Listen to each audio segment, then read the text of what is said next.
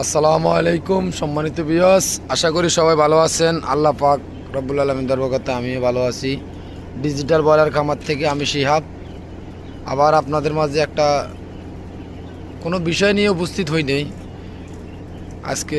আসলে অতিরিক্ত গরম পড়তেছে, এই যে দেখুন আমার এক্সস্ট ফ্যানগুলো চলতেছে, তারপরও পাখিগুলো কীভাবে হাঁপাচ্ছে।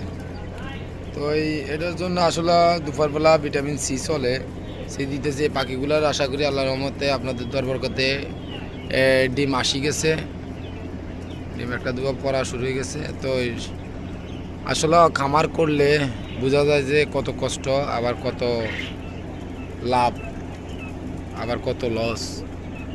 তো আশা করি আমার পাশে থাকবেন, আমি সব কিছুই বলার চেষ্টা করব আপনাদেরকে।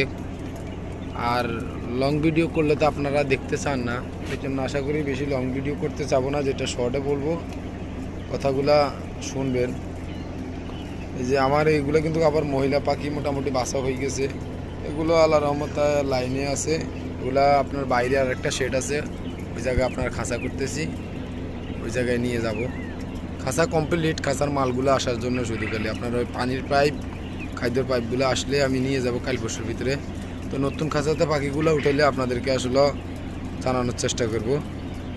আর ভ্যাকসিন করতে আপনাদেরকে দেখাবো, লাইভ ভ্যাকসিন যেটা আমি করি গেঁড়িতে, ওটা করার পরে আপনাদেরকে দেখাবো। তো আজকে এই পর্যন্তই, ভালো থাকবেন। আসসালামু আলাইকুম রহমতুল্লাহি ওয়া বারাকাতুহু। সবাই ভিডিওটা সাবস্ক্রাইব করবেন, বেল আইকন ক্লিক করবেন, পাশে থাকবেন। যদি ভিডিও ভালো লাগে আশা করি দেখতে দেখতে ভালো লাগবে। আর আমরা তো আর ইউটিউবার না যে আপনাদেরকে ভালোভাবে মানে উপস্থাপনা করতে পারবো, এটা না। যেটা বলতেছি ওটা সঠিকই বলার চেষ্টা করতেছি। আসসালামু আলাইকুম।